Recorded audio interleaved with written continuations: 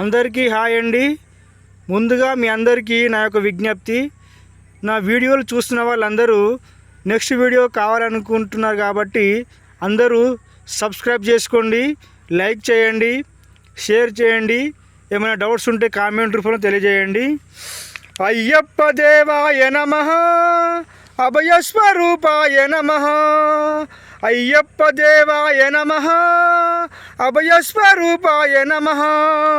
హరిహరసుపుత్రాయ నమః, కరుణాసముద్రాయ నమః.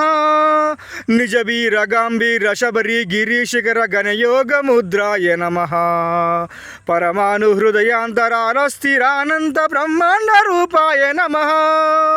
అయ్యప్ప దేవాయ నమః, అభయస్వరూపాయ నమః.